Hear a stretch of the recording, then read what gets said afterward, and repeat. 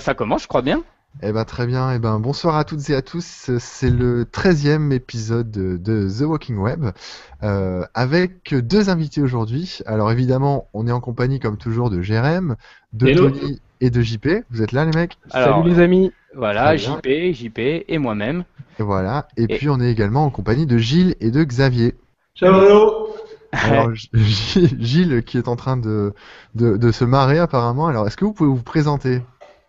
Alors, en deux mots, moi c'est Gilles, le gars qui est en train de dessiner derrière, c'est Xavier. Voilà, On est tous les deux User Experience Designer à Lausanne, dans une agence qui s'appelle Ratio.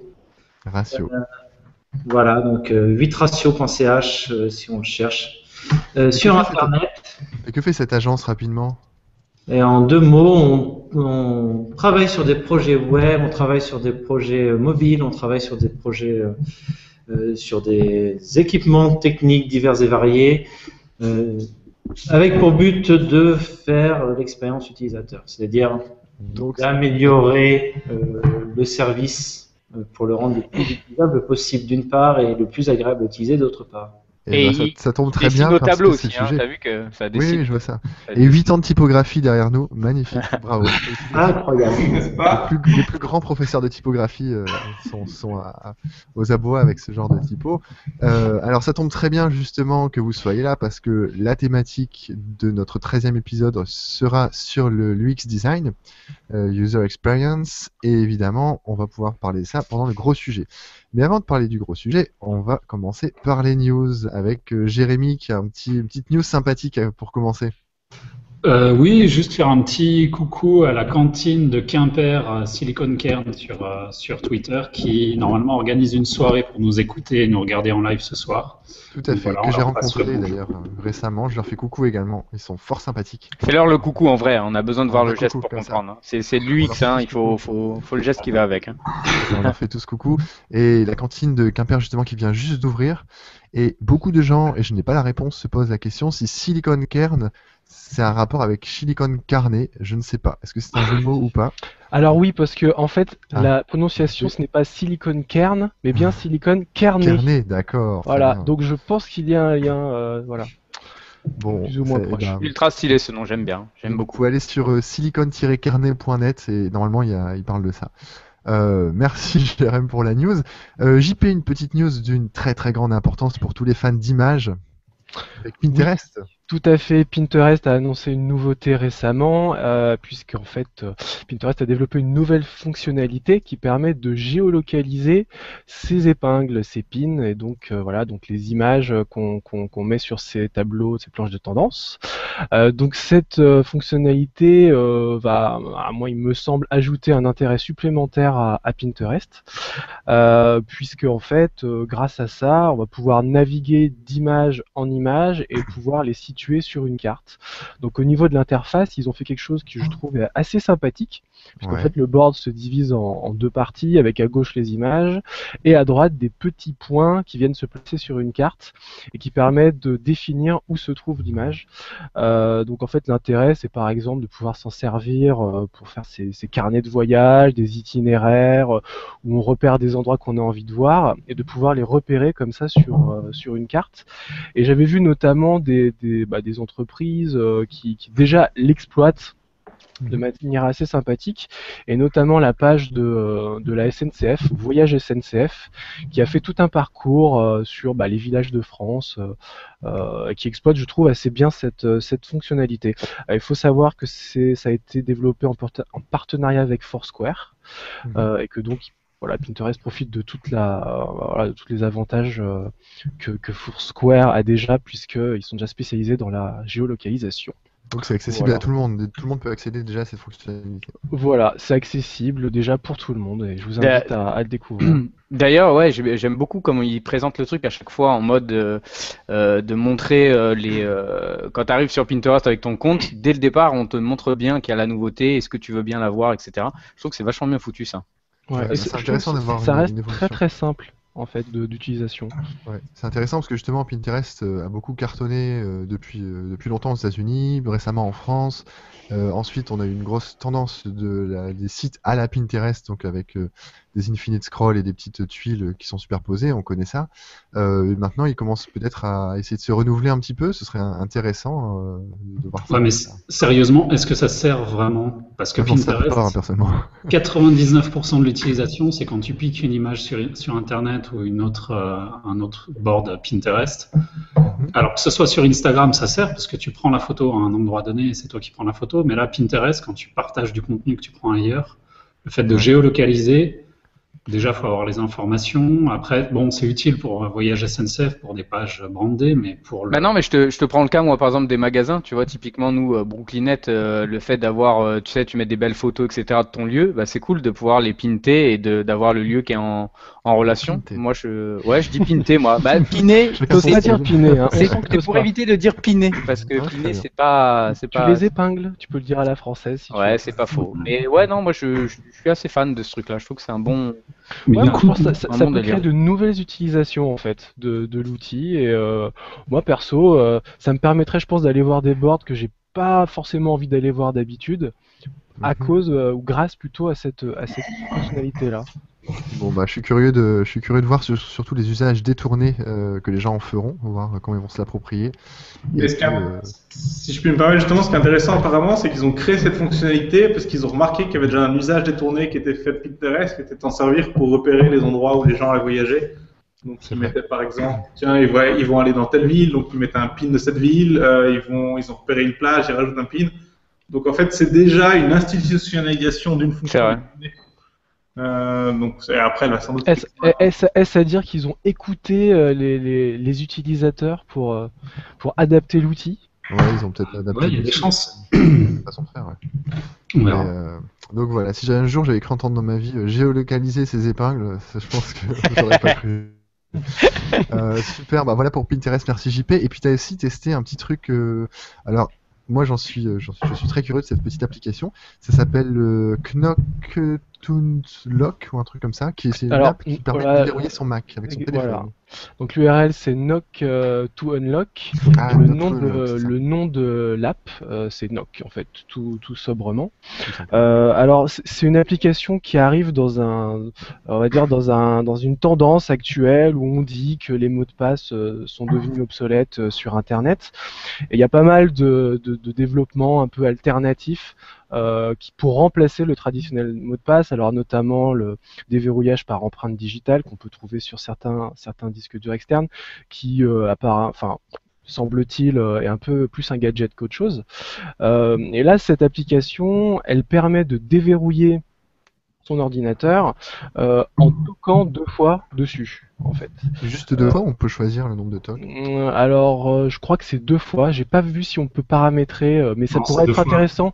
Ça pourrait être intéressant effectivement d'avoir des espèces de signatures comme ça de coups différents ou personnalisés. Mais pour l'instant, voilà, ce que j'ai vu, c'est qu'on le toque 2 fois. Donc pour faire ça, il faut télécharger la petite appli sur son ordinateur, le faire aussi sur son smartphone, sur son iPhone en l'occurrence, puisque pour l'instant c'est que pour iPhone. Et une fois qu'on a fait ça, via le Bluetooth, ça permet en fait de déverrouiller son ordi assez simplement. Donc j'imagine que c'est indispensable à nous autres, non? Qu'est-ce que tu en as pensé, toi? Alors en fait, moi je pense que ça peut être assez utile Ouais. si on a un ordi qui se verrouille assez souvent, si par exemple on est pas en déplacement dans des transports en commun, dans un train, etc., et qu'on a souvent besoin de le verrouiller pour des tas de raisons. Ou dans un open space, par exemple, avec bon, avec des camarades un peu blagueurs? Voilà, exactement. Pourquoi pas? Donc c'est vrai que quand on doit faire son mot de passe 10 fois dans la journée, c'est peut-être un peu rébarbatif. Ouais. Donc d'avoir cette espèce de clé numérique, ça peut être une alternative, sachant que si on n'a plus de batterie par inadvertance sur son smartphone, on peut toujours rentrer son mot de passe de manière traditionnelle. Donc au-delà peut-être de l'atout ou du côté gadget, moi je trouvais ça intéressant parce que ça questionnait aussi les nouveaux usages par rapport au mot de passe, et par rapport aussi finalement à comment aujourd'hui accéder à son compte d'une manière différente que ce qu'on connaît, puisque c'est vrai qu'aujourd'hui quand même le mot de passe c'est quand même assez relou, quoi, faut le dire. On a des tas et des tas de comptes, on devrait avoir un mot de passe toujours différent. Donc, Gilles et Xavier, vous en pensez quoi de ce genre d'interface un petit peu surprenante? Parce que voilà, moi en théorie je me dis ça sert à rien, c'est un peu gadget. En pratique, comme tu nous le décris JP, ça a l'air plutôt pratique par moment. Donc je sais pas, vous en pensez quoi tous les deux? Ouais, effectivement, peut-être que l'implémentation actuelle dans Knockout, elle a encore un petit côté gadget. Moi, je me verrais pas l'utiliser aujourd'hui en pratique. Ouais. Parce que peut-être pas l'usage, mais clairement, c'est une direction dans laquelle pas mal de boîtes se dirigent et qui a l'air intéressante. J'y pensais justement aujourd'hui. Nous, on utilise Basecamp au boulot. Puis, je viens d'activer l'authentification par SMS qu'on envoie sur le téléphone. D'accord. Et puis ça, typiquement, oui, ça m'augmente ma sécurité. Par contre, c'est pénible, quoi. Ça me rajoute 5 secondes à chaque fois que je dois me loguer. Ouais. Il faut en plus que j'ai mon device sur moi, etc. Il faut que j'attende que le SMS arrive. Donc là, si je peux avoir le même niveau de sécurité, mais uniquement en tapant sur mon téléphone, ça pourrait être intéressant. Donc, clairement, c'est un domaine qui est cool à surveiller, quoi. Et combien ça coûte? Ouais, t'as pas dit. Combien ça coûte? Ouais, Elle coûte assez cher. Ça coûte, oui, j'ai trouvé aussi, je crois que c'est 3,60, quelque chose comme ça. Putain, les radins, quoi. Vous êtes vraiment des radins. Pour un gadget qui va vous sauver la vie. Et est-ce que l'avenir... Je l'ai testé pendant 2 jours et en fait leur site est quand même bien mensonger parce qu'ils disent que la batterie ne bouge pas alors qu'en fait ça s'use véritablement la batterie. Ouais. Après la sensibilité des tapes, des fois il faut que tu t'y reprennes à 10 fois pour qu'ils prennent tes 2 tapes. Oh là là. Des fois tu le poses sur la table, ça le prend, tu tapes dessus, ça prend pas. C'est pour ça que ta batterie descend. Ouais, voilà, non mais donc c'est une super idée, mais voilà, je pense qu'il faudrait que ça utilise le Wi-Fi pour que ce soit un petit peu. Est-ce que vous pensez qu'à terme, on pourrait tout simplement, comme certaines voitures aujourd'hui, il suffit de s'approcher de son ordinateur, comme on s'approche de sa voiture, pour que ce soit déverrouillé, et dès qu'on s'éloigne avec son téléphone... Mais je crois qu'il y a des applis qui le font déjà, ouais. Alors c'est une évolution des modèles de sécurité, hein, mon ancien métier était dans la sécurité, donc je peux un peu en parler, en plus de parler d'expérience. Le truc qui est cool, c'est que ça rajoute pas de sécurité par rapport à un mot de passe, mais ça évite d'être obligé d'en souvenir. Quelque chose pour s'authentifier, ça va être un mot de passe, ça va être donc quelque chose qu'on connaît, ou alors quelque chose qu'on a sur soi, ou alors quelque chose qui nous identifie, comme les empreintes de doigts. Donc pour revenir sur ce que disait Xavier, ça ajoute pas plus de sécurité. Si, moi je trouve que ça en rajoute parce que ça t'évite de taper ton mot de passe devant tes collègues ou devant des tiers, et ça c'est intéressant. Puis c'est un mot de passe qui le pire. Parce que s'ils prennent ton téléphone, ouais, non mais tu vas voir tes collègues qui vont te taper sur la poche. Ouais, voilà. Par rapport à ça, je trouve qu'il y a de plus en plus d'interactions entre la vraie vie entre guillemets et l'ordinateur ou l'iPad ou etc. Et j'ai vu il y a pas longtemps un truc assez génial pour je crois que c'est la Xbox One avec la Kinect qui va proposer, genre t'es dans un jeu comme Dead Rising il me semble où tu dois tuer des zombies, t'es dans une ambiance super calme. Où il faut vraiment pas faire de bruit, ton téléphone sonne dans la vraie vie et ça réveille les zombies dans le jeu vidéo. Ça c'est bon voilà, ça a rien à voir directement avec une utilité on va dire au boulot, mais voilà, je trouve qu'il y a de plus en plus de choses comme ça, c'est assez cool. J'aime bien cette idée moi d'interaction dans la vraie vie et dans le multimédia. Dans le numérique, ouais, c'est intéressant. Pour Knox, ce qui est encore plus énorme que l'application en elle-même qui permet de dérouiller, ce que j'ai trouvé, c'était le workflow d'installation qui est pour quelque chose qui est multinodal. D'un côté, il y a l'ordinateur, de l'autre côté, il y a le téléphone. C'est extrêmement bien fait, où il y a la mise en situation de l'iPhone dans l'application. Ils disent il faut l'installer, puis ils mimiquent un peu en même temps, et puis ça évolue. Le flow est vraiment très très fluide, et l'interaction entre les deux devices, qui n'est pas quelque chose de trivial d'habitude, marche très bien dans le Knock. Donc, alors, dans l'application elle-même, je la trouve pas excellente, autant ce workflow d'installation, je trouvais que c'était vraiment une plus-value par rapport à ce qu'il y avait avant. Je me permets de te couper parce que je vois sur Twitter, alors bonjour, là on a 43 spectateurs en live qui nous écoutent, hein, donc bonjour à eux, bonjour à tout le monde. Et je vois que c'est donc Monsieur Fougère, Ludovic, qui nous confirme bien que c'est la Silicon Kernée, hein, Silicon Valley et en breton Kern Cournouaille. Voilà, c'était la petite précision. La précision Twitter, quoi. C'est The Walking Web, les mecs, hein. C'est du haut niveau, alors on rigole pas, merci.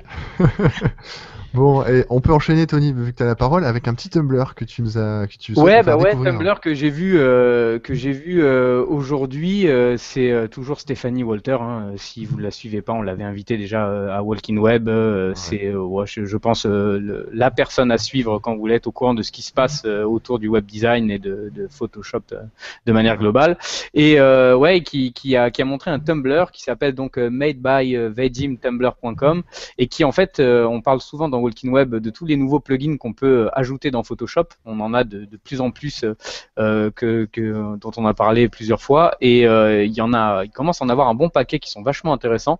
Et ben ce petit Tumblr, ça vous indique, ça vous en montre plein. Donc on retrouve par exemple, si vous allez dessus, on retrouve par exemple celui dont j'ai parlé il y a un peu sur Twitter qui s'appelle Glypho, qui va vous permettre de générer des, alors je sais jamais comment on dit en français, des icônes fontes, des fontes icônes, je sais pas, Jérém, comment on dit ça, fonte icône. Fonte, ouais. Voilà, directement depuis Photoshop, donc c'est carrément génial. Ça coûte $19 et voilà, ça par exemple le Tumblr le montre et puis il y en a plein d'autres, donc voilà, vraiment un lien de ressources vachement intéressant. Le Tumblr explique un petit peu aussi comment on s'en sert, ce qui est pas mal aussi. Ouais. Et d'ailleurs, je pense que Adobe va certainement à un moment ou un autre faire un espèce de site comme ça qui référencerait tous les plugins du genre parce que ça devient vraiment un atout supplémentaire à Photoshop selon les métiers. Pour l'instant, on a beaucoup de choses en web design, mais je pense par exemple à un Tumblr comme Grid qui peut servir dans plein d'autres choses, comme dans la mise en page. Bon, voilà, ça c'est des choses qui sont vachement intéressantes. Voilà. Et puis, moi, je voulais juste vous parler d'un truc qui n'a rien à voir justement avec Photoshop. Et ensuite, Tony, je te laisserai sur un petit clip. Je voulais vous parler d'une news aussi qui m'a pas mal touché. C'est la destruction de Five Points, qui est un lieu historique du graffiti. Je vous invite à taper Five Points dans Google Images ou dans n'importe quoi d'ailleurs. Et en fait, c'est un lieu historique, donc ça va faire des années et des années. C'est 20 000 mètres carrés. C'était une ancienne usine. Et il y a eu des centaines, peut-être même des milliers de graffeurs qui ont fait du graffiti là-bas. C'est un lieu magnifique. C'était un lieu plein de talent et plein de découvertes aussi, parce qu'il y a eu beaucoup de jeunes graffeurs qui sont devenus après des grands et des reconnus graffeurs. Et ce lieu a été récemment repeint en blanc pour ensuite être détruit et pour construire des appartements un peu luxe, voire même très luxe. Donc il est à Long Island, hein, évidemment. Et donc ça a fait un peu hurler toute la communauté graffeur. Certains ont dit non, mais c'est bien parce que le graphe c'est éphémère et tout ça, c'est pas grave si ça disparaît.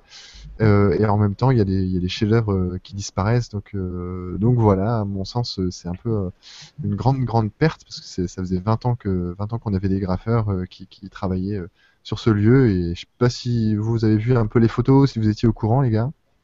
Oui, bien sûr. Il faut savoir que ça fait partie carrément des lieux touristiques à New York. Hein, quand on te parle un peu des trucs à voir, ça en fait partie. Donc c'est la référence là-dessus, quoi. Donc, et je voulais donc attirer votre attention là-dessus, parce que c'est une news qui n'est pas forcément passée sous les yeux de tout le monde, et que c'est quelque chose auquel, si ça avait été des peintures rupestres, on les aurait peut-être pas repeintes en blanche, et là c'est du graffiti, on les repeint en blanc.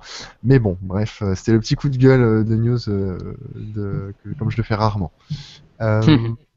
Tony, tu as un truc assez drôle à nous raconter avec le clip le plus long du monde. Ouais, alors je pense que tout le monde a vu, c'était ce week-end passer ça, avec Pharrell Williams qui n'arrête pas de buzzer dans tous les sens depuis 2013, je pense que c'est l'un des artistes qui a le plus buzzé, et qui a sorti donc le clip le plus long, donc 24 heures de vidéo. Donc évidemment l'idée c'est pas de voir les 24 heures d'un coup, sinon je pense qu'il y a une mort cérébrale possible, mais l'interface, et justement vu qu'on parle du X et du Y, est vachement sympa, parce que vous avez une timeline avec un cercle, et vous allez pouvoir naviguer dans une journée en gros à différentes heures, et chaque fois vous allez voir sur le même son différentes personnes danser. Donc on retrouve quelques stars comme Magic Johnson par exemple, mais aussi des enfants, des femmes, des gens de toutes les couleurs. Le clip est super bien foutu. En plus, c'est fait par des Français. C'est réalisé par des Français. Ça a Comment demandé il s'appelle, beaucoup. d'ailleurs C'est We Are From LA, il me semble. We Are From Ouais, LA. c'est eux. Voilà, et ça a demandé, je crois, 360 personnes. Il y a plus de, alors je sais plus, je l'ai noté ça dans mon article, le nombre de plans séquences qu'il a fallu tourner. Enfin, c'est vraiment un truc de fou. Je trouve l'idée géniale.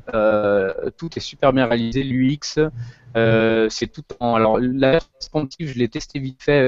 Je trouvais ça au top. Je l'ai pas testé directement sur mon mobile, à voir. Mais voilà, en tout cas, faut aller absolument voir ça parce que c'est super sympa.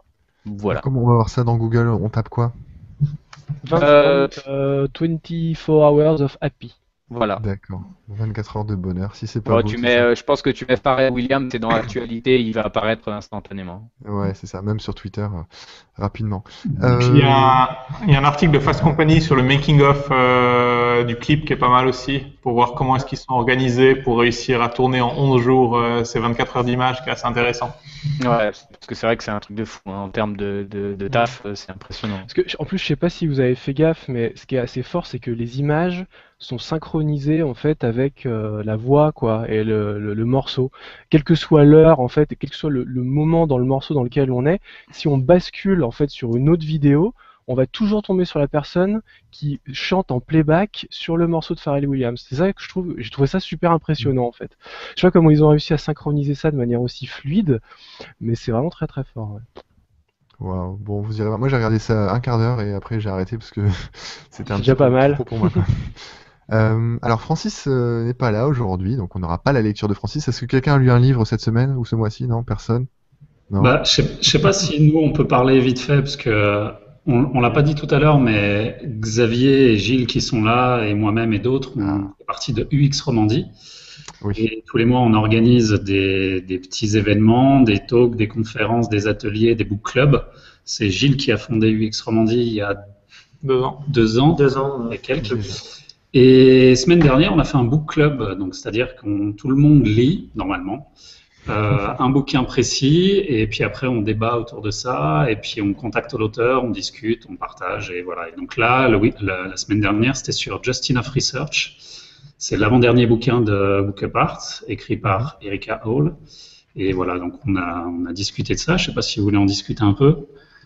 Quelques mots. Gilles, peut-être? C'est la question piège, parce qu'évidemment, avant tous les book clubs, il faut lire le bouquin et puis présenter des résumés pendant le book club. Et puis là, on sentait qu'on l'avait pas tous lu jusqu'à la fin. Mais en gros, c'est un bouquin qui est pas mal, parce qu'en gros, souvent, quand on doit faire de la recherche utilisateur, on a une espèce de gros bouquin académique en 500 pages avec des méthodes théoriques. Si tu interviews moins de 15 personnes, ton étude, elle vaut rien. Si tu as tel biais, etc. Et puis elle est très pragmatique et elle résume en gros toutes ses considérations sur la recherche en un bouquin qui fait quoi? Qui fait 150 pages et qui a plein de conseils relativement pratiques. Et puis que tu fasses de la recherche dans un énorme groupe spécialisé dans la recherche, dans une petite boîte qui fait de la recherche comme Ratio, ou juste dans un projet web, tu es la personne qui a envie de faire de la recherche, bah, tu trouves des informations qui sont intéressantes dedans. Comment convaincre tes clients d'allouer du budget à la recherche, quelle méthode utiliser, quel outil utiliser. Je pense que c'est vraiment une super introduction à ce sujet-là. Donc, chouette bouquin de ce point de vue. Et un super élément de ce livre, en plus de ces informations très concrètes, c'est qu'elle met les relations avec les stakeholders, donc avec les personnes à l'intérieur de l'entreprise, au même niveau et avec les mêmes outils que d'aller discuter avec des clients ou d'aller discuter avec des utilisateurs. Donc, elle dit, utiliser les méthodes d'interview, aller discuter avec toutes les personnes de l'entreprise, essayer de savoir quelles sont leurs attentes vis-à-vis du projet, et à partir de ça, vous arriverez à faire le projet bien mieux. Et puis, vous arriverez bien mieux à vendre les techniques de user research si c'est votre but. Donc, c'est très concret et très vaste, et à chaque fois, elle revient sur la partie user research comme élément-clé. Donc, user research, c'est test utilisateur, c'est interview, c'est faire de la revue de concurrence, etc. D'accord. Ce qui est intéressant, c'est que c'est vraiment un bouquin fait. Enfin, c'est pas un bouquin fait par des chercheurs pour des chercheurs. C'est vraiment C'est facile d'accès, un petit peu trop des fois parce qu'elle développe pas assez certains points, mais c'est intéressant parce que ça peut vraiment parler à des étudiants, à des designers, à des développeurs. Enfin voilà, et elle dit que la recherche c'est vraiment le travail de tout le monde et c'est intéressant pour s'y mettre, pour apprendre des nouvelles choses. Et puis il y a des petits liens, des outils, des applications, des petits, enfin voilà, des petits trucs. En fait, si vous avez lu le livre de Steve Krug qui s'appelait Don't Make Me Think, vous restez un petit peu sur votre faim. Et bah, ce livre-là, ça met vraiment les objets concrets. Si technique, je pense que ça vient de la neige, on va dire ça comme ça, hein, mais C'est ça, on a été coupé. Ouais. Hangout a glissé sur une plaque de verglas. Ça va, pas de bobo, on reprend le live. Donc on va diffuser l'URL du live à nouveau sur les réseaux sociaux. Et c'est reparti tout simplement. Donc, où est-ce qu'on en était, les amis? On en était à... Putain, la reprise, c'est chaud. Hein. On en était tout simplement avec Balsamiq. On parlait de Balsamiq avec Gilles, et Xavier et Jérém. Est-ce que, Tony, tu utilises Balsamiq dans ton quotidien? Non, on en avait déjà parlé, je crois, de tout ça. Et ouais, non. Moi, je crois qu'il y avait Aurélien quand on en avait parlé. Et moi, je fais tout ça directement dans Photoshop. Ou non, je fais tout ça directement dans Photoshop, dans tous les cas. Puisque même quand je fais du wireframing super simple, j'avais acheté les petits bouquins qui sont super bien foutus, qui sont vachement sympas, tout ça. Mais non, j'en démords pas. Je reste dans Photoshop. D'accord. Voilà. Geoffrey, je suis sûr que tu utilises un service en ligne pour faire tout ça. Alors, il y a un super truc qui s'appelle wireframe.cc. Wireframe.cc, je sais pas si vous connaissez. Ouais. Merci Jérém pour ta petite blague. Je pense que ça vient de la neige, on va dire ça comme ça, hein, mais ça boucle, pardon. Voilà, on a un petit écho. Non, pour les gens qui veulent pas trop, qui veulent faire des trucs très très très minimalistes, très très simples, on a wireframe.cc qui est un service en ligne. Et sinon, moi j'utilise pas Balsamiq, c'est un peu comme Tony. Moi je fais ça dans Illustrator, je redessine mes formes et puis vas-y, roule les jeunesses quoi. Mais bon, je sais que ça c'est une perte de temps parfois. Hein. Non, je sais pas, vous êtes là? Bah, ça peut paraître être une perte de temps, mais non, dès qu'il faut passer les idées directement vraiment à quelque chose d'assez concret, rapidement, et surtout de rajouter un peu d'interaction et un flow, un peu de navigation, ça peut être intéressant. Oui. Après, pour ceux qui veulent tester, Balsamiq, je sais plus combien, il y a peut-être 15 jours de test gratos. Il existe en version service web aussi, mais du coup, ça peut vite coûter un peu plus cher si tu payes tous les mois. Donc voilà. Et n'hésitez pas à tester, c'est pas trop mal. Voilà.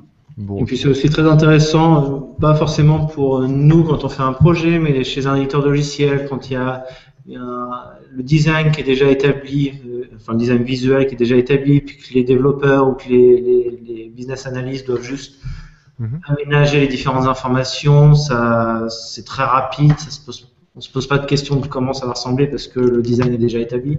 Ouais. Donc ça peut aller, ça marche plutôt bien pour ça. Et puis ça s'attache avec des outils de développeurs comme comme Jira, comme un outil de ticket pour développeurs. Donc, dans certains contextes, pas forcément pour nous, mais pour voilà. Pour des non-designers, ça peut être pas mal, des chefs de projet ou peut-être pas des clients, ce qui normalement ne faudrait pas, mais voilà, ça permet d'éviter qu'un chef de projet nous passe un PowerPoint pourri avec un zoning super mal fait. Tout pourri, on est d'accord. Bon allez les mecs, si vous voulez, on enchaîne sur le gros sujet. Oui, voilà. Alors, parce que justement, c'est intimement lié. Hein, ouais, tout à fait. De toute façon, c'est le fil rouge de cet épisode. Alors, la question qui tue pour Gilles ou pour Xavier, et après on enchaînera avec les autres questions. C'est quoi l'UX? Vous avez 5 minutes. Alors, je donne le micro à Gilles. Gilles, c'est celui qui aime bien faire les définitions, qui passe des midis à essayer de nous expliquer la différence entre l'ergonomie, l'user experience et autres. J'aimerais bien, Gilles, à la limite, si tu fais la définition, que tu me fasses 3 définitions. C'est quoi l'UX pour ma mère? Qu'est-ce que c'est en fait? C'est quoi l'UX pour un designer? Et c'est quoi l'UX pour un développeur? Voyons voir. Alors, on est donc pas couché. Hein, on va commencer par ça. Quelqu'un qui ne connaît pas du tout, par exemple, qu'est-ce que c'est que l'UX? Pour les gens qui connaissent vraiment pas, moi je leur dis que je suis web designer. Parce que je suis pas du tout pour ceux qui savent, mais en fait, ceux qui n'ont aucune idée, finalement, voilà, on est un peu designer, on travaille sur Internet. Ma mère, c'est à peu près ce qu'elle a retenu. Hein. Donc ça donne déjà une bonne idée. Et puis après, ceux qui ont 2-3 notions, je rajoute parfois la notion d'ergonomie. S'il y en a qui connaissent, ça aide. Et après, pour le grand public, le dernier point, je dis, bah, on est un peu comme des architectes. On dessine les plans des maisons, sauf que c'est pas des maisons, mais c'est des sites web. C'est joli. Oui, parce que tu évoques un point qui est vachement important en fait, c'est que il y a beaucoup de web designers qui sont pas du tout UX designers. Genre tous les gens, on est beaucoup à faire je sais pas moi, des adaptations de WordPress à partir de thèmes qu'on utilise et qu'on vend à un client. Bah c'est pas pour ça que donc là tu te dis je suis web designer parce que je fais du design sur le web, mais c'est pas pour ça que je fais de l'interface et que je réfléchis à pourquoi je mets le bouton là, pourquoi le bouton, le panier, il est ici et pourquoi il n'est pas ailleurs, etc. Donc, je pense que c'est une des questions, je crois qu'on a noté, c'est la différence entre l'UX et l'UI. Ouais. Euh, Ça, faut le rappeler. Hein. ouais, je pense que ça, c'est vachement important que vous nous expliquiez votre vision là-dessus. Bien.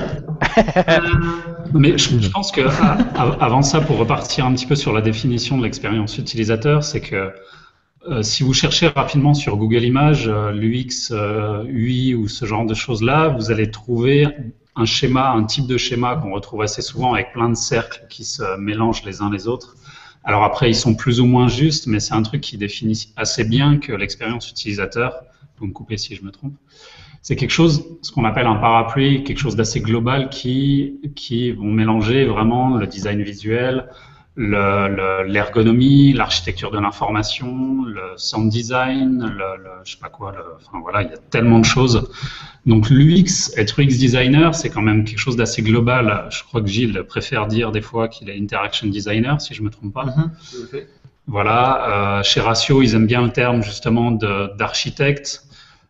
Parce que voilà, donc l'UX design c'est quelque chose d'assez assez vaste et qui est assez difficilement définissable. Après, c'est vraiment plein de sous-familles qui sont à l'intérieur et qui tout ensemble font l'expérience utilisateur. Alors après, la question qui va se poser, c'est pourquoi est-ce qu'on appelle ça UX designer et pas juste designer? Au final, ce côté un peu parapluie pourrait remonter jusqu'au niveau du designer. On pourrait dire qu'un designer produit, c'est un UX designer jusqu'à un certain point. Pour moi, ça rentre c'est plus une philosophie d'entreprise ou une philosophie de projet où on va dire que c'est l'UX design, le projet qui s'arrête pas uniquement à l'interface, donc à le message qu'on veut communiquer, mais qui va essayer d'être plus englobant et qui va essayer de prendre la marque, essayer de prendre le service qui va aller derrière. Donc, essayer de s'étendre et pas s'arrêter juste à une page web ou un site web. Ce que Gilles disait au tout début pour se présenter était assez juste. C'est voilà, l'UX ou l'ergonomie ou autre, enfin plus l'UX, c'est faire un site ou un service ou une application qui est facile à utiliser et ensuite qui est agréable à utiliser. C'est-à-dire qu'au-delà de l'ergonomie, on rajoute une touche véritablement d'expérience. Et c'est là où justement le design visuel ou le design sonore ou toutes ces choses-là vont rentrer aussi en compte. Et surtout peut-être pour un point important qu'on fait rentrer en compte là-dedans, bah, c'est justement l'utilisateur. Donc dans UX, le U c'est pour user ou utilisateur. Puis, bah, justement, si on a un projet qui soit web ou qui soit même autre, industriel ou autre, bah, généralement il y a le client qui va mettre en avant ses produits. Il y a le développeur qui va mettre en avant la techno qu'il aime bien, les features qui sont faciles à développer pour lui. Il y a le graphiste qui veut faire des trucs cool et frime. Puis si à un moment dans le projet, il n'y a pas quelqu'un qui se lève et qui dit « Ouais, mais l'utilisateur, c'est quoi dont il a besoin, c'est quoi dont il a envie, c'est quoi les choses qu'il a envie d'utiliser ?» S'il n'y a personne qui est là pour penser à lui, bah, il va être oublié. Et tu as des trucs qui peuvent être frime, mais qui sont super lents à utiliser. Tu peux avoir des trucs qui sont jolis, mais les gens ne savent pas où cliquer. Et puis voilà, le rôle de l'UX designer, c'est juste de rappeler que dans tout ça, il y a un type qui aimerait bien faire quelque chose en arrivant sur ce site. Alors, en fait, par rapport à ça, de penser à l'utilisateur, moi j'ai l'impression que c'est quelque chose qu'on doit prendre en compte quand on est designer et quelle que soit sa spécialité. Avant que les métiers du numérique se spécialisent, on était web designer et on faisait un petit peu tout. Donc on était un peu amené à faire de l'UI, de l'UX, sans savoir encore que ça s'appelait comme ça. Et finalement aujourd'hui, dans une agence, comment se positionne un UX designer par rapport à un web designer, par exemple? Et comment ça se passe dans le process? À quel moment il intervient sur le projet? Bon, Alors, si on lance Gilles sur le web design, on risque peut-être d'en fâcher beaucoup. Et puis peut-être moi aussi, mais Mais est-ce que je peux résumer le truc en disant que en gros l'UX designer c'est pratiquement le chef du projet puisqu'il va gérer l'ensemble d'une expérience, que ça soit comme tu disais tout à l'heure, tu l'as bien résumé je trouve, avec de la musique, de l'interaction par exemple entre du digital et de l'humain, et donc ça c'est de l'UX. Et que finalement l'UI, comme tu disais toi JP, il fait partie, c'est une sous-catégorie en fait quelque part de comme le web designer, comme le sound designer, comme est-ce que c'est ça? Alors, c'est un peu ça. C'est une évolution du poste de designer jusqu'à un certain point. C'est un peu comme quand on est graphiste, on devient art director après quelques années. On peut pas être art director directement. Je pense que je vais aussi me faire taper dessus pour ça. non, c'est vrai. Et voilà, on peut pas devenir UX designer sans avoir eu un peu d'expérience de C'est comme le conception. comptable et l'expert comptable, quoi, en gros. C'est un peu. T'as le Pardon. comptable, l'expert comptable, le Saiyan, le super Saiyan, Voilà. le web designer et l'UX designer. Bah, c'est pas forcément dans cet ordre-là, mais en fait, je pense Oh, que c'est un peu ça quand même. oui, tout le monde doit en faire, doit avoir l'utilisateur véritablement dans l'esprit, mais c'est vrai que d'avoir une personne dédiée qui a fait des études de sciences cognitives, de psychologie, bon, là malheureusement, on a un cryptographe et un mathématicien ou un physicien, ouais, voilà. Mais voilà, ça rentre en jeu. Il y a beaucoup de UX designers ou d'interaction designers qui ont fait des études de psychologie, de sciences cognitives, d'ethnographie, qui est Est-ce super qu'ils ont fait important. des études de design aussi? Ça De quoi existe. Est-ce qu'ils ont fait des études de design aussi? Non, mais- Ça existe, bien sûr, mais c'est vrai que le comportement humain est plus important que le facteur, on va dire, esthétique, purement factuel du. Mais l'air de rien, c'est vachement important ce que tu dis parce que ce que je vois, si tu regardes par exemple sur Dribbble typiquement, il y a énormément de gens qui se disent, qui mettent tout le temps web design, UI, UX, alors que je suis pratiquement sûr que la plupart sont pas du tout en termes d'UX. Pour moi, l'UX c'est un truc qui va super loin dans l'expérience. Si on prend le domaine toujours du jeu vidéo, quand justement genre on voit Ubisoft qui sort des sites liés à leur jeu, bon bah généralement ils te plongent dans une expérience qui va largement plus loin que de l'interface. Par exemple, tu vas avoir de la musique, tu vas avoir un aspect social, tu vas avoir, et ça tu peux pas dire que tu fais de l'UX si t'es pas plongé un petit peu dans tout ce truc-là. Enfin en tout cas moi c'est comme ça que je le vois. Est-ce qu'on est d'accord ou pas du tout? Alors, on perçoit un peu que le poste du UX designer, c'est très dur à incarner. C'est-à-dire que ça peut pas être une seule personne dans des gros projets comme un jeu vidéo. Le développeur qui va monter son système, il va faire un peu du UX design, même s'il n'est pas UX designer. Le UX designer, c'est un peu le chef d'orchestre, c'est un peu ce qu'on disait tout à l'heure, qui essaye de faire en sorte que tout évolue bien pour que la musique soit plus grande que chacun des instruments mis séparément les uns des autres. On est d'accord. C'est beau ce que tu dis. On frôle la poésie, super. Ouais. Est-ce que quelqu'un a une autre question sur sur l'intégration de la compétence, ou alors plutôt vendre la compétence en Il y tant que avait, il y avait freelance UX? une question qu'on avait notée là, c'était à quel moment et comment intervient l'UX dans le processus de conception. Ouais, au tout départ, non? Ouais, bah, dès le départ, ça c'est clair et net. Après, si on pense un peu à l'ancienne, on va dire que voilà, d'abord l'UX designer ou l'interaction designer va faire sa recherche et puis après les wireframes et après il va passer le bébé au visual designer qui va passer le bébé au développeur et ainsi de suite. Mais comme dit Gilles, en fait, c'est vraiment quelque chose qui doit être, une équipe doit être intégrée, une équipe doit être UX entre guillemets. Et normalement, un designer entre guillemets visuel ou un développeur vont avoir aussi, je pense personnellement, leur mot à dire dès l'initiation et la conception du projet pour justement apporter chacun un petit peu leurs compétences. Et c'est là où le pur UX va arriver, comme dit Gilles, en chef d'orchestre et puis intégrer un petit peu tous ces éléments. Alors après, il y a un truc aussi, c'est que là, vous parlez de choses, mais c'est surtout en agence finalement ça, parce que il y a une question aussi qui est vachement intéressante, je trouve, dans ce qu'on a mis. Est-ce facile de vendre la compétence quand on est freelance et comment s'y prendre? Parce que là, tout ce que tu as décrit, ça correspond à un travail d'agence, c'est-à-dire avec un nombre de personnes qui va interagir dans le projet. Enfin voilà, il y a beaucoup de monde qui va travailler là-dessus et l'UX va gérer un petit peu tout ça, ou en tout cas la base. Mais alors, est-ce qu'un freelance peut avoir cette compétence du UX designer. Est-ce que ça, c'est quelque chose que vous connaissez et que vous rencontrez? Ça, je pense que c'est clair, parce on parle vraiment de deux choses différentes. Il y a l'UX en termes d'activité, et puis après, il y a l'UX designer en termes de spécialité et de personnes. Après, quasiment tous les acteurs d'un projet web ou de design doivent avoir un minimum de compétences, de compétences en UX. Après, nous, enfin, les agences, elles vont pouvoir rentrer en compte quand des projets sont suffisamment gros pour qu'on puisse avoir un spécialiste. Je sais pas, de même que sur un tout petit projet web, tu vas pas avoir un développement front, un développement back, un intégrateur, un architecte, un ingénieur système. Dans les plus petits projets, il y a quelqu'un qui va avoir toutes ces compétences-là. C'est un peu la même chose pour l'UX, quoi. Sur les tout petits projets, c'est toujours bien s'il y a quelqu'un dans le projet qui peut prendre un peu en charge certaines activités, certaines méthodes, certaines considérations. Puis sur des plus gros projets, après, on peut prendre des spécialistes. Mais clairement, pour que le freelance puisse dire qu'il faut de l'UX, au minimum, il faut peut-être un peu de culture du sujet. Et puis après, il y a peut-être des activités qu'on pourrait faire.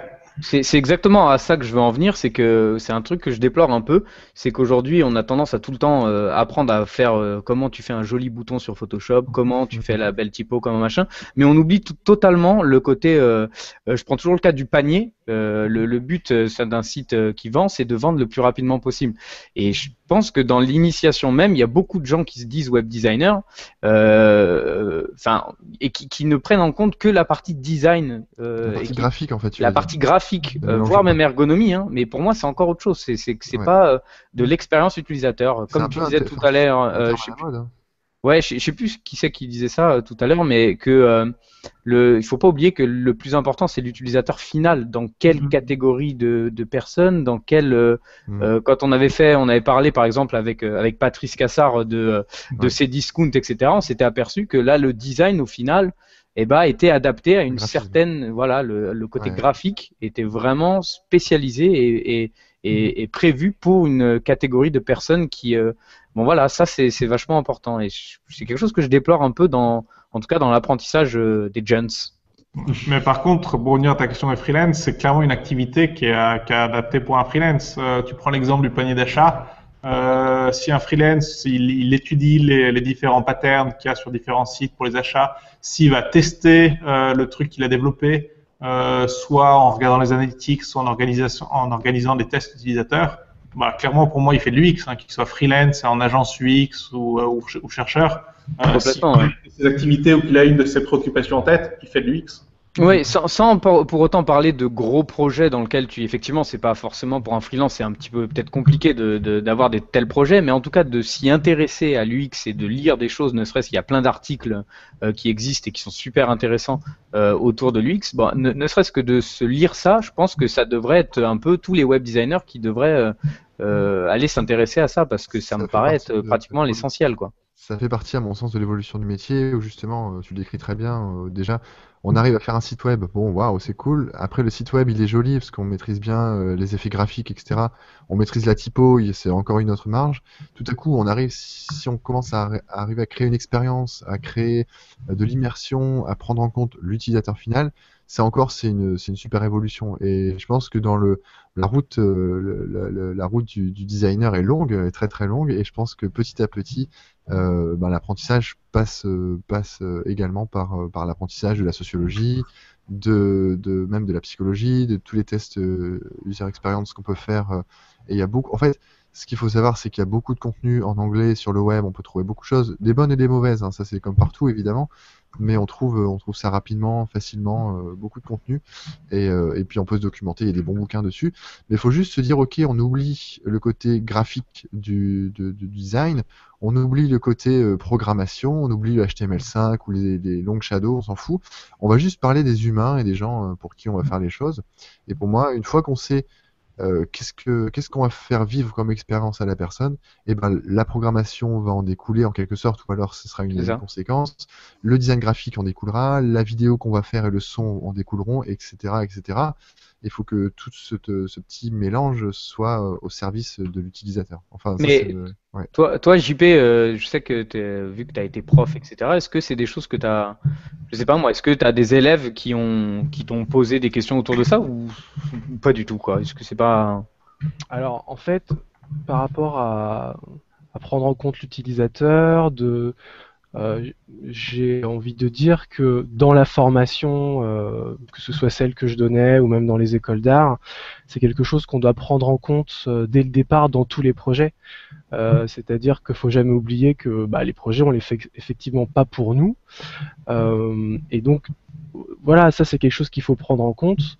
Et peut-être qu'après, dans l'UX design, on va aller beaucoup plus loin sur les analyses, enfin avec les outils qui existent pour analyser les réactions des gens, de savoir comment ils prennent en compte l'expérience qu'on a créée pour eux, les outils, etc. Et de savoir un petit peu comment ils réagissent pour créer la meilleure expérience. Mais à la base, dans la notion de design et de conception, on prend en compte des tas de contraintes. Et finalement, les solutions qu'on va utiliser, que ce soit des médias vidéo, du texte, tel typo, telle couleur, telle interaction, tout ça, normalement, c'est quelque chose qu'on doit décider au final, quoi. Et en fin de compte, la forme, même quand on est un designer et qu'on fait du graphisme et de l'esthétique, les choix qui doivent être faits, il me semble, doivent pas venir de n'importe où, quoi. C'est pas juste parce que c'est tendance, pas juste parce que c'est joli, mais c'est aussi parce que t'as une cible. Il y a eu un mort chez toi, apparemment. C'est pour ça que des fois, l'UX, selon comment les gens l'emploient, on a l'impression que ça peut être un peu employé à tort pour se donner une spécification, une spécificité supplémentaire qui n'est pas toujours justifiée en fait. Et c'est pour ça que c'était important aussi de préciser en quoi l'UX était différent, par exemple, d'un designer digital numérique de base. Parce que dans son travail de design, finalement, il travaille aussi un peu comme un UX designer, quoi, qui ne prend pas en compte l'utilisateur. Normalement, ça devrait être la base, quoi, pour tout. Après, la question, c'est à quel point c'est concret. Est-ce que tu prends ton design, tu vas au café du coin, tu le montres au premier passant qui est là, et puis tu lui offres le café en échange, et puis tu vois ses réactions par rapport à ce que tu as fait. Voilà. Après, c'est vrai que le voir dans la tête, c'est une chose. Après, lui poser la question réellement, et puis aller au café du coin, ça prend 5 minutes de temps. Ça donne vraiment tout de suite un feedback qui est concret. Mais on n'a pas besoin d'être UX designer pour le faire, en fait. Tout à fait. On peut faire n'importe quel type de design et de faire tester en fait son produit, pas forcément dans le numérique d'ailleurs. Alors peut-être qu'après, ça dépend aussi des moyens et du budget. Et si on a plus de sous, que le projet est plus important, comme le disait Xavier, on peut mettre des compétences qui vont être vraiment spécialisées là-dedans, qui vont prendre le temps, parce qu'il y a les moyens en fait de le prendre. Et en fin de compte, j'ai l'impression que l'UX, c'est effectivement aujourd'hui une compétence qui s'est créée parce que les projets sont aussi beaucoup plus gros des fois et qu'on met les moyens de se concentrer sur une partie vraiment très spécifique du design que ne pourrait pas faire par exemple une seule personne avec des types de projets équivalents. Après, le souci avec un web designer entre guillemets qui va faire de l'UX ou qui va vouloir faire des tests, c'est qu'il risque d'amener l'utilisateur dans trop de subjectivité. Si tu fais tester une maquette graphique, l'utilisateur il va dire non mais j'aime pas le bouton rose, là le fond il est pas joli, la photo pourquoi c'est un chien et pas un chat.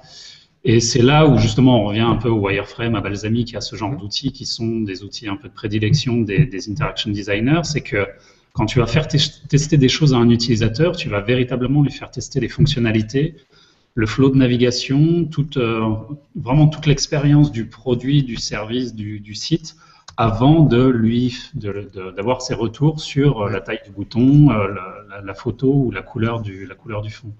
Ah oui, mais bien sûr. En fait, je pense que tout test doit être aussi guidé par rapport à des objectifs qui sont concrets, quoi, qui sont pas forcément liés à un retour complètement subjectif.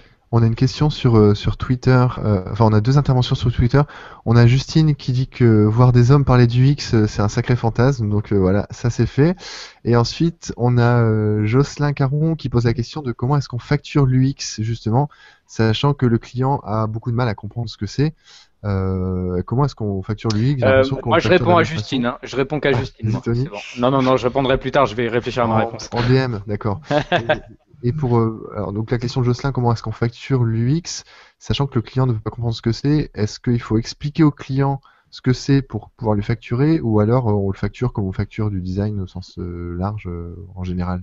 Bon, je crois qu'il y a toutes les approches. Moi, je connais des boîtes de dev qui elles font de l'UX, elles le font bien. C'est juste, ça fait partie de leurs prestations. À la limite, elles en parlent quasiment pas à leurs clients. Et puis, quand ils facturent un certain coût à l'heure, dedans, sous-entendu, ils font de l'UX. Le client n'a pas forcément besoin de le savoir. Ouais. Après, par contre, quand de l'autre côté du spectre, on est une boîte d'UX, on va être obligé de le vendre parce que nous, on fait que ça. Donc, on peut pas le mettre dans un package plus global avec, par exemple, du développement. Donc clairement, nous, très souvent, on doit expliquer qu'est-ce que c'est l'UX à nos clients, quelle est notre démarche, qu'est-ce que ça va apporter au projet, pourquoi est-ce que c'est rentable. Et puis après, on va facturer soit sur notre temps, soit sur des prestations précises. Mais clairement, on a un gros programme de pédagogie à faire et quasiment à chaque projet qu'on fait, il y a toujours 20 minutes, on doit présenter un peu nos activités, comment ça s'est déroulé avec d'autres clients et qu'est-ce que ça leur a apporté. Ça, c'est pour le design en général, la pédagogie. Ouais. Et clairement, les gens qui n'ont jamais entendu parler de ce champ de recherche, ils comprennent pas. Et puis, c'est normal. Donc, on doit faire pas mal de pédagogues. Ça me fait un peu penser au concept aussi d'écrire un bon cahier des charges. Ça fait partie pour moi des trucs plus ou moins de base. Et c'est presque des trucs qui se facturent presque plus cher que toute la partie design au final, qui est au final, je sais pas, des fois on passe beaucoup plus de temps peut-être sur l'UX et sur justement le cahier des charges qui est imbitable quand on a affaire à un client qui est incapable de le faire réellement. Et je sais qu'il y a des gens qui facturent ça super cher de la rédaction de cahier des charges. Donc est-ce que vous pensez un peu la même chose? L'UX, c'est un peu pour moi le même concept, quoi. C'est pratiquement le plus important dans un projet, dans un gros projet en tout cas, aussi bien qu'un bon cahier des charges, quoi. Mais nous, enfin, tu parles de cahier des charges, mais nous, à Ratio, parfois, on vient nous voir pour réaliser un truc, et puis nous, on discute avec le client, on se rend compte que justement, son cahier des charges, il est soit mauvais, soit le plus souvent inexistant, et puis la proposition de prestation qu'on lui fait, c'est à la fin de notre intervention, tu auras un cahier des charges blindé, avec lesquels tu pourras aller voir des agences, et à partir de là, tu vas pouvoir continuer à bosser. Ouais, ça m'étonne pas. Peut-être pour la réalisation, bosser avec eux ou pas, mais la première étape, c'est d'avoir un cahier des charges, et au moins d'avoir identifié c'est quoi que tu cherches à faire et comment est-ce que tu penses vouloir le faire. Quand on a fait le book club, justement, Erika Hall, l'auteur, à la fin, on lui a demandé quelle partie du budget, parce qu'elle bosse dans une agence de design assez globale, avec Mike Montero notamment, que vous devez connaître, et on lui a demandé quelle partie du budget est allouée à la recherche. Et elle a dit un truc quand même assez énorme, mais qui est bien, c'est de 20 à 30% du budget global de leur projet est alloué véritablement aux tests utilisateurs, aux interviews, à la recherche globale. Donc c'est quand même c'est quelque chose d'assez important, mais ça, je pense que tu arrives à le facturer qu'avec des clients qui sont un minimum au fait de tout ça. Ouais. Et je pense que c'est intrinsèque au boulot du UX designer, c'est la mission d'évangélisation. Et voilà, et c'est aussi pour ça que Gilles a créé UX Romandie et qu'on fait tous ces événements, c'est pour faire connaître au grand public, aux entreprises, aux décideurs, qu'est-ce que c'est que l'ergonomie, l'expérience utilisateur et tout ça, et pour aider justement à...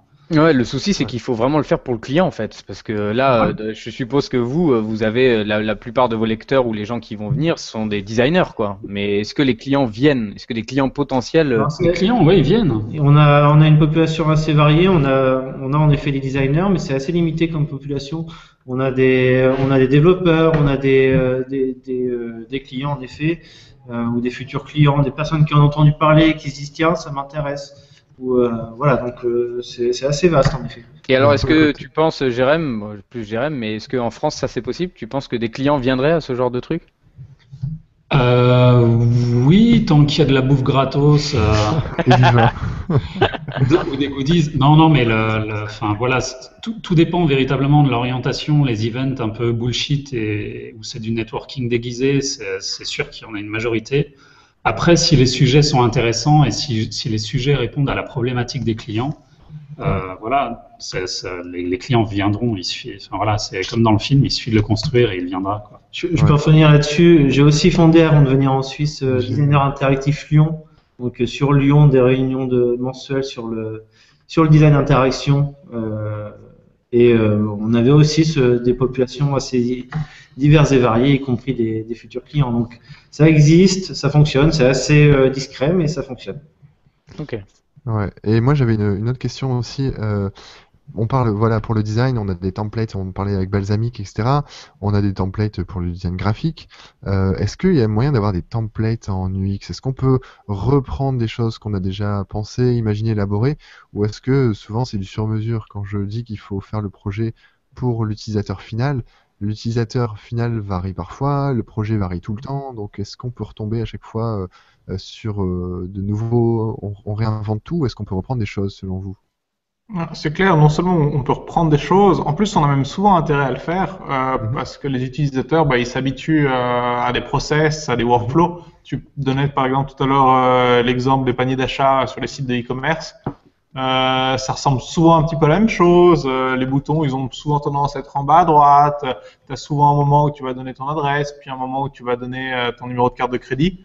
Donc, non seulement ces patterns, on peut les réutiliser, en plus, on a souvent intérêt à le faire parce que c'est des choses auxquelles les gens sont habitués et qui ont été testées et qui marchent bien.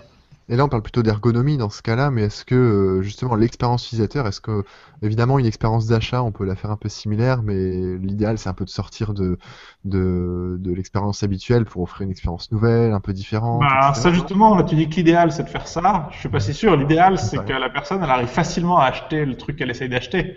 Ouais. Si après, pour faire ça, elle fait la même chose que ce qu'elle fait sur plein d'autres sites, en soi, pour moi, c'est pas un inconvénient. Et là, c'est peut-être justement plutôt notre orgueil de designer ou de créateur d'interface qui vont dire zut, j'aurais aimé de faire quelque chose de nouveau. C'est vrai, ouais. Ouais. Mais Alors si que c'est l'utilisateur, efficace, il pourquoi veut. pas. Alors Tu que vois, l'utilisateur veut juste un truc qui marche bien et c'est tout. Ouais. Google a voulu faire un truc de nouveau avec Hangout et ça marche pas du tout parce qu'à chaque fois, toutes les 15 jours, ils changent l'interface ou je ne sais quoi et tous les 15 jours, on a des gros problèmes à s'inviter les uns les autres et à faire ce live-là. Et pourtant, on l'utilise. C'est incroyable quand même. Bande de designers. Non, Après, parce que Si on revient sur le processus d'achat, l'exemple traditionnel, le produit dont on parlait tout à l'heure, Knock to Unlock, c'est exactement ça. Ils ont vraiment construit quelque chose d'assez rond, d'assez vivant pour t'embarquer dans leur concept, pour t'expliquer très clairement. Et puis après, tu passes à l'action d'achat quasiment immédiatement. Et puis l'action d'achat, c'est directement sur l'Apple Store. Et même d'ailleurs, c'est pas l'Apple Store. Ils ont été assez intelligents. Normalement, tu vas le regarder sur ton Mac. Et puis, c'est pas l'application Mac qui est payante, c'est l'application iPhone. Donc, tu as déjà installé l'application Mac. Et puis, hop, l'application iPhone, elle est embarquée dans le flow. Et c'est parti. Et d'un point de vue psychologique, ça marche tout seul. Donc là, t'es en train de dire qu'en fait, cette application, elle est bien parce que tu l'achètes sans t'en rendre compte, en fait. En effet. ça dépend bien C'était pour qui. partie de l'expérience. Et j'avais juste une question par rapport aux habitudes d'interaction. Effectivement, on utilise certaines façons de faire dans les interfaces qui ont été testées. Donc, il y a une espèce d'habitude que peuvent avoir les gens. Donc, on va réutiliser ça. Mais qu'est-ce qui peut se passer quand il y a une mauvaise habitude qui s'installe, qu'elle prend le pas un petit peu sur tout le reste, et que en termes du UX, il y aurait d'autres solutions, mais on est un petit peu bloqué parce que les gens sont un petit peu prisonniers de cette mauvaise habitude-là, quoi, en fait. Je pense par exemple à dans les pas forcément sur du digital, mais les claviers qu'on a aujourd'hui, en fait, les touches qu'on a sont on va dire reconnues pour ne pas être les plus ergonomiques. Mais il y a eu dans l'histoire un moment où finalement c'est ce clavier qui a pris l'ascendant sur un autre qui était beaucoup plus ergonomique. Et donc par rapport à l'UX, comment ça se passe pour lutter aussi contre ces mauvaises habitudes qui peuvent y avoir dans le numérique? C'est pas toujours de l'ego du designer de vouloir changer les choses, c'est aussi parce qu'on pense qu'on peut apporter une meilleure expérience, non? C'est une prise de risque, hein, comme souvent. Je sais pas si on prend un exemple un peu à la mode ces derniers temps, il y a l'histoire du bouton hamburger qui remplace les menus de navigation. Les premiers à l'avoir fait, ils ont pris un peu de risque parce que c'était un pattern qui n'était pas établi, donc les personnes n'identifiaient pas. Et puis maintenant qu'on a un acteur qui a pris ce risque de le faire et de se lancer là-dedans, il y a beaucoup de gens qui peuvent compter dessus et copier entre guillemets le pattern en prenant moins de risques parce que c'est une habitude que ce premier acteur a mis en place. Et puis si tu te poses la question d'un point de vue ergonomique, quand tu vas réfléchir à ce bouton hamburger, tu vas te dire totalement con, tu vas cacher tout le menu, toute ta navigation, ça va jamais jouer. Et puis on voit qu'au final, l'habitude elle est là, les personnes le retrouvent. Et donc, est-ce que finalement, l'habitude peut pas nous faire gober absolument tout et n'importe quoi? Si on va vraiment dans l'extrême et dans l'absurde. Très bonne question. Pour reprendre justement l'exemple de ce hamburger. Bah, si on avait mis le bouton en bas à droite, il n'aurait pas marché. Et pourtant, ça pourrait être une habitude qui aurait pu être prise. C'est clair que tu prends vite des mauvaises habitudes. Tu le vois quand tu regardes une personne lambda utiliser son ordinateur et qu'elle le fait de manière que ça te donne juste envie de lui arracher la souris. Et voilà. Et ça, on le croise tous les jours, je pense, dans le métier. Donc oui, les mauvaises habitudes, elles peuvent vite se prendre, et surtout sur certains systèmes qui sont pas du tout orientés expérience utilisateur. Sans les citer. Windows, tu veux dire, je le vois dans tes yeux. Mais n'importe quoi, c'est même pas vrai. Et donc voilà, après comme dit Xavier ou Gilles, il faut juste arriver de temps en temps à prendre le risque, comme toujours, il faut essayer, des fois ça réussit pas, des fois ceux qui prennent le risque, ils se loupent, et c'est tant mieux parce que l'expérience qu'ils allaient créer était moins bonne. Enfin, voilà, le hamburger bouton, maintenant, c'est dans l'autre sens. Tu as plein de gens qui l'utilisent partout et qui sert absolument à rien sur des sites desktop alors que le site n'est pas du tout responsive. Enfin, voilà. Donc, je suis très content de vous entendre dire ça parce que justement, ça rejoint un petit peu ma question de tout à l'heure qui était est-ce qu'on peut créer justement est-ce qu'on peut sortir des sentiers et des templates et des choses réutilisées et puis créer des expériences nouvelles, des expériences surprenantes. Moi, je passe ma vie à essayer d'être surpris par des interfaces, par des bouquins, par plein de choses, mais justement d'être surpris et que ça marche. Tout à coup, on invente un téléphone sans clavier. Waouh, tout à coup on est surpris, c'est bizarre, il est où le clavier? Et en fait on se rend compte que c'est pas si mal. Et puis un jour on invente des lunettes avec un petit picoprojecteur dedans. Et on trouve ça au début très bizarre, et puis au final on s'habitue, et puis on peut plus le faire sans, j'imagine peut-être. Donc on peut quand même sortir des sentiers battus à ce niveau-là, quoi. Tiens, d'ailleurs, vous en pensez quoi des Google Glass et de toute l'UX et justement l'expérience utilisateur? Bon, je sais pas si vous avez testé, mais Xavier. Je pense qu'il faut encore du temps, il faut que beaucoup plus de monde teste, mais dans l'autre sens. Enfin voilà, pour l'instant il y a des gros problèmes, on en avait déjà parlé de respect de la vie privée et toutes ces conneries-là. Mais voilà. Oui, mais en expérience pure et dure, hein, je parle vraiment expérience. Vous avez testé ou pas? J'ai testé récemment. On l'a pas. Moi, j'ai pas testé. Ça change de paradigme d'interaction, c'est clair. C'est quelque chose qui va. C'est l'enrichissement des informations, c'est l'accès à l'information immédiatement sans avoir à avoir un device et interagir avec ce device. Donc, c'est clair que ça change les choses du tout au tout en termes d'expérience utilisateur. Maintenant, à voir où c'est que ça nous mène et est-ce que c'était la bonne étape et le bon moment pour y aller. Parce que moi, vas-y Tony. Ouais. Moi, je te rejoins, Geoffrey. Là, c'est surtout sur genre dans les films, on voit toujours le futur depuis très longtemps. On a des interfaces qui sont super lumineuses, qui sont tout autour. Alors c'est toujours super joli. Et on a l'impression que tout va se passer en fait. Or, il n'y a pas de clavier, il n'y a pas de Iron Man. Ouais, voilà, tout est en lumière, tout est. Il y a un super livre qui résume ça. D'accord. Il s'appelle Make It So dans la collection Rosenfeld Media et qui répertorie toutes les interactions telles qu'elles ont été mises dans les films des premières tablettes c'était où je ne me rappelle plus. Star Trek. Dans Star Trek jusqu'au dernier film d'animation. Non, mais style Minority Report, qui est une grosse connerie, où tu sais très bien que personne n'utilisera des interfaces comme il le fait, parce que c'est inutilisable plus de 30 secondes. Et pourtant, ça fait rêver, ouais. C'est ça, dans l'imaginaire des gens. Ouais. Et pourtant, l'Illusion, c'est ça aussi, au final, ni plus ni moins. Oui et non, c'est un peu différent physiquement. Tu es comme ça. Enfin, voilà. Bah d'ailleurs, moi je parle que de jeux vidéo en fait. Moi je vais faire un podcast que jeux vidéo en fait. Je vais vous laisser à vos conneries là. Mais quand on voit que Kinect justement, il te plonge là-dedans et qu'il lance ça pour le grand public et qu'on voit que finalement pratiquement tout le monde s'en fout et que même le grand public est pas du tout est pas très réceptif, c'est justement marrant de voir ça parce que tu as une interaction, une UX qui est complètement nouvelle et qui devrait faire rêver comme on en rêvait dans les films. Et finalement, ça prend pas quoi. Moi perso, c'est un peu ce que j'ai un peu peur de ça avec les Google Glass par exemple. C'est un truc je suis pas sûr que ça prenne réellement quoi. Juste par rapport à ça, je vous invite à voir deux trucs. Il y a Josh Nimoy que vous connaissez peut-être, qui est justement, lui, c'est un designer graphique qui a fait toutes les interfaces de Tron Legacy, par exemple, où il a fait beaucoup d'interfaces pour le cinéma. Josh Nimoy, donc Nimoy, et son site web regorge d'interfaces imaginaires aussi comme ça, avec des trucs de DataVis impossibles à faire, enfin impossibles à utiliser, et en même temps ça fait rêver, c'est magnifique, c'est super beau, et on se connaît beaucoup dedans.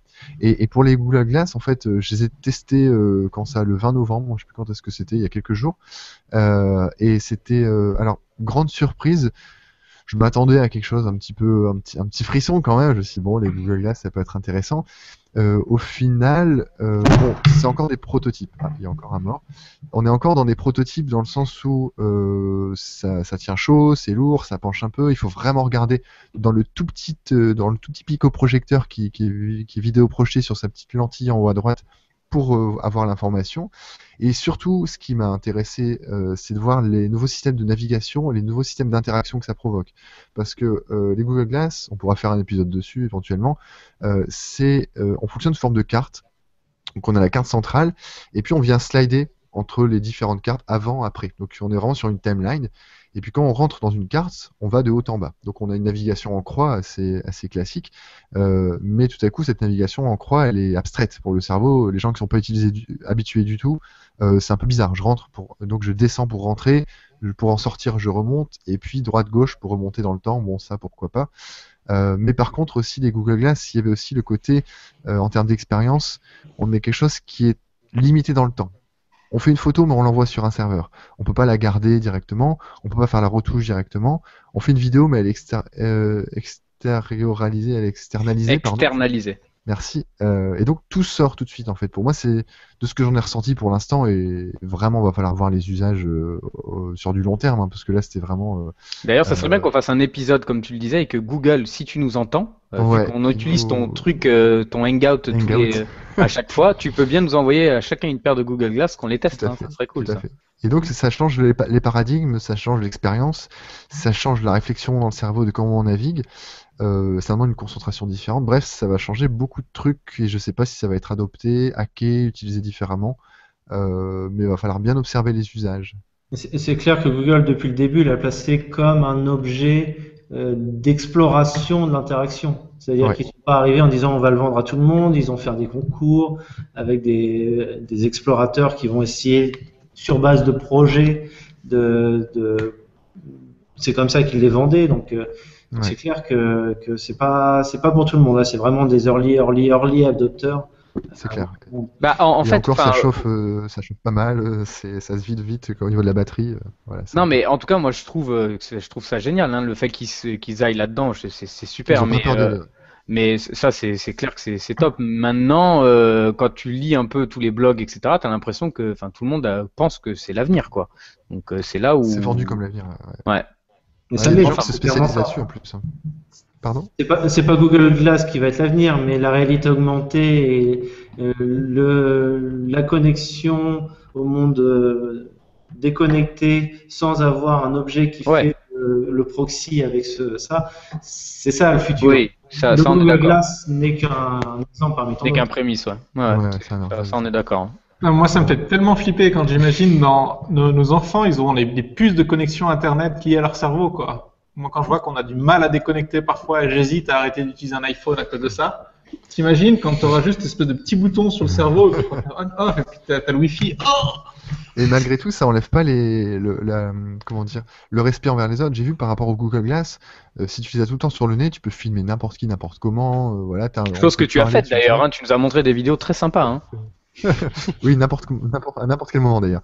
Mais en fait, tout à coup, les marques de respect que les gens se font avec ces nouveaux outils numériques, par exemple, les gens lèvent leurs lunettes, ou alors ils les mettent autour du cou, comme des paires de lunettes de soleil parfois. Mais ils lèvent leur Google Glass pour dire ok, là je t'écoute vraiment, je suis pas en train de checker mes mails ou de voir des trucs, etc. Il y a vraiment des nouvelles formes de respect qui se créent à ce niveau-là.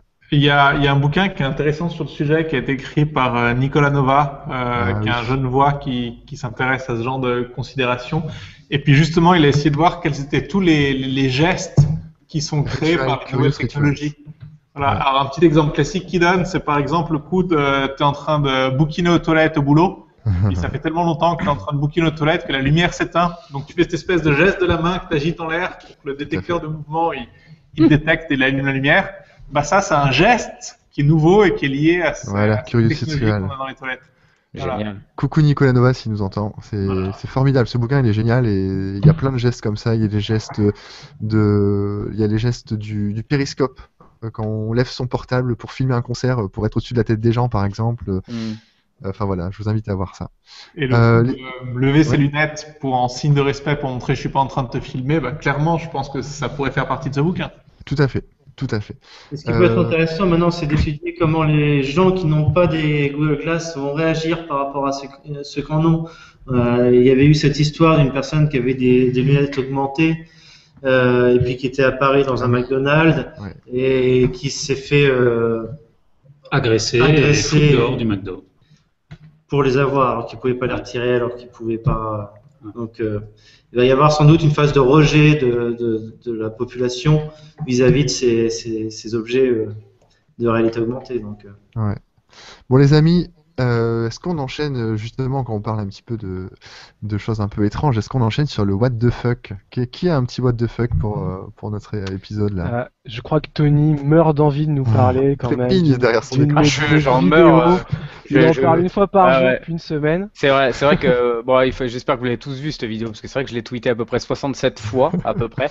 C'est pourri, Ouais, c'est une pourri, vidéo. ta vidéo. Je crois que c'est l'une des plus grosses claques que j'ai vues en graffiti. Vous l'avez vu ou pas cette vidéo déjà? Oui, Comment oui. s'appelle-t-elle? Ouais. Bah voilà, tu vois, Geoffrey il l'a pas Ah vu. oui, j'ai peut-être vu. Je fais mais bien non de- plus. Je fais bien d'en parler. Donc ouais, non, vidéo de graffiti, bah je vous ai donné le lien. Alors elle s'appelle Limitless, Softless Limitless. D'accord. Et donc c'est fait par 4 graffeurs dans une usine désaffectée. C'est un time lapse donc qui dure un bon moment en plus et ils ont repeint l'ensemble des murs de l'usine et c'est immense. 10 litres de peinture. Et ils l'ont fait plusieurs fois en plus. Les graffitis sont d'une qualité hallucinante. Le montage et la Ouais. ah si non franchement il y a des très belles créas. Pas tout à fait d'accord. Bon on te verra à On l'œuvre en hein, parce que débattra. je sais que tu graffes aussi. Ah non, je grave pas. Grave sur les mais écoles. Non il y a mais des graphes que en tout j'aime. cas, que- plus que effectivement les créas, bon moi que je trouve vraiment sympa, c'est vraiment la réal de la vidéo. Je la trouve vraiment super. Il y a plein de bonnes idées. Donc bref, c'est un sacré WTF parce que j'ai rarement vu des vidéos comme ça. Ouais. Donc pour moi, je ça vous arrive invite pas à la cheville d'une vidéo de Blue, par exemple. Ah ouais. Je trouve que bon. là, pour le coup, il comment dire, il se réapproprie un espace. quoi. Oui, c'est Il dit des différent, c'est choses, différent. il y a Rappelle, Blue, il énormément fait de- du il y a stop de la motion narration, il y a- c'est en un truc- graffiti. Mais là, c'est un peu du stop motion aussi, quand même. Ouais, c'est pareil. Non, là, Et c'est je trouve plus la que- longueur. C'est la longueur que je trouve assez hallucinante, là. Ah oui, alors ouais, par clairement. contre, c'est vrai qu'ils se sont lâchés sur la longueur. Ouais, ça, c'est un truc de Ils fou, se sont quoi. lâchés sur la longueur. Est-ce Bon, qu'on a enfin, un bref, autre, on what the fuck retiendra qu'il a pas aimé mon WTF, et ça, tu vas le payer, JP. Non, Tu mais on verras n'a pas ça. le temps, on n'a pas le temps d'en débattre trop, mais je trouve qu'au niveau vidéo, au niveau image, c'est vraiment très chouette, c'est vraiment très efficace, il y a du dubstep, alors forcément, tu vois, c'est super bien, mais je trouve que après, au-delà de ça, le contenu, je trouve qu'il casse pas la baraque, quoi. Ah, il est dur. Ouais, L'espace ouais. est pas. Bah, vous en c'est pas jugerez, hein. Allez exploité, voir mais bon. allez voir la vidéo, et C'est voilà. alors. Mais c'est Voilà. pour Parce que donner sinon, envie JP, aux gens, t'aurais- tu vois, de la voir. Je sais. c'est vrai. Au niveau La du what polémique. the fuck, JP, t'aurais pu nous parler de motherfuckingwebsite.com qui a fait le tour du web aujourd'hui. Motherfuckingwebsite.com, voilà, c'est une page web où un type explique en gros que le web à la base c'est quelque chose qui est responsive, qui est lisible, qui est simple et qui marche sur tous les navigateurs. Il Et est un que peu vulgaire finalement, ce monsieur quand même. voilà, il y a des motherfucking, des motherfuck et fuck un petit peu toutes les 3 lignes, mais que en gros la conclusion de tout ça c'est de dire que c'est nous qui avec tout ce que nous créons finalement des bugs, voilà, et que à la base il faut pas oublier que le web, voilà, c'est beaucoup plus simple que ça en a l'air. Ouais. Alors c'est sûr que c'est présenté de manière extrême, mais ça fait quand même réfléchir et je trouve que c'est une page à lire. Ça, c'est Magnifique. intéressant. Tout ça en Times avec le CSS, même Ah, pas de CSS. dégueulasse, en ouais. fait. Pas de CSS. Pas de CSS, ouais. Dégueulasse. Mais bon, bref. Est-ce qu'il y a plus, non, il y a plus d'autres what the fuck. Est-ce que vous avez un petit mot de la fin, Gilles et Xavier, à nous raconter, une news, une actu, un truc qu'on a manqué? Une promo, un truc, une chanson. Non, j'ai Gilles. Ex-Romandie de décembre d'abord, peut-être Oh, pour tous vos. Allez, Non Alors UX Lausanne, dans ce cas-là, UX Lausanne, bah, je pense que Jérémy en avait parlé il y a alors, À chaque numéro. à chaque numéro depuis maintenant 6 mois. Ça a mis un peu de temps à se mettre en place, ça vient de s'installer depuis 3 semaines. C'est une conférence sur 2 jours. Ça se déroule à Lausanne. Alors, bah, c'est En Suisse. en Suisse, tout à fait. Oui. Et puis voilà, pendant 2 jours, on va parler de Delight. C'est beaucoup de speakers, comme il l'a dit, c'est des speakers étrangers, c'est des speakers locaux. On a la moitié du format qui est des workshops, donc ça va être très concret, on va toucher, on va apprendre des choses. Et puis le reste, ça va être de l'inspirationnel avec des talks. On a Will Evans qui est un peu notre keynote, qui est un speaker new-yorkais Qui met des fuck partout aussi. voilà, comme tous les New-Yorkais d'ailleurs. On les remercie. Et puis ça va être assez énorme. Donc on est super excités. Le lieu qu'on a trouvé, qui s'appelle l'Arsenic, qui est un théâtre absolument somptueux, qui vient juste d'être rénové. La ville de Lausanne au mois de mai, c'est juste magique. Non, c'est vrai. Super, Tout se construit autour du Delight. Et donc Delight, c'est comment est-ce qu'on a l'émerveillement dans une expérience. Donc là aussi, c'est de la user experience en quelque sorte, sur événement. Mais voilà, ouais, c'est ce qu'on fait sur la conférence. Xavier est responsable de tout ce qui va être, on va dire, les à côté qui vont être très bons, le café, la bière, le vin, la bouffe. On est voilà. d'accord, on est d'accord. Et en On plus, va ils sont avoir tous invités en plus, c'est cool. On va avoir des petites surprises, des spectacles, de la musique, des choses comme ça. Peut-être des gens dénudés, on sait jamais. Enfin voilà, sans trop en dire. Si t'invites Tony, c'est sûr, t'auras des gens dénudés. Comment ça mais c'est pas moi qui vais faire ça. Mais oui, je vais être demandeur, c'est sûr. On fera du graffiti Je pas, dénudé, Tony. C'est ça. Vraiment, l'idée de la conférence, c'était de ne pas faire comme n'importe quelle conférence, UX Lisbonne, UX Lausanne, Web Paris, etc. Mais de rajouter un truc en plus qui... Putain, le mec balance, hein, attention, hein, le mec va avoir Les autres, c'est de la merde. le mec s'en fout, hein, il Non, balance. on dit pas que c'est de la merde, on dit que c'est très bien, mais voilà que la note sera différente. Très bien. Ok, très bien. Eh ben merci, merci à tous. Et vous savez quoi? Juste, je coupe. On n'a pas Oui, parlé de Marie-Julien aujourd'hui. C'est pas incroyable ça? Ah bah si, Et voilà, il fallait C'était juste que pas je le dise, Marie-Julien. comme ça on en a parlé dans tous les épisodes. C'est bon, c'est un peu le fil Marie-Julien, rouge si de tu tous les nous entends, épisodes. voilà. Ouais, big up. Et puis bah merci à tous les auditeurs et les auditrices qui ont échangé sur Facebook, sur Twitter, qui ont posé des commentaires, qui ont chatté sur la vidéo. On essaye de poser vos questions presque en live, donc c'est plutôt chouette. Merci beaucoup Gilles et Xavier d'avoir été avec nous. Merci Jérém, merci JP et merci Tony. Et puis on se retrouve, alors pas la semaine prochaine, mais je sais pas quand, hein, dans un mois, 3 jours, allez savoir, pour l'épisode numéro 14, qui portera sur quoi Tony? On ne sait pas. Le Père Noël. Le Père Noël, très bien, l'expérience design et le Père Noël. Voilà. Merci beaucoup. Bon, Et puis bah écoutez, à la prochaine fois les mecs. allez, bisous à tout le monde. amis. Ciao, Merci. Ciao. Merci encore. Bye Ciao. bye.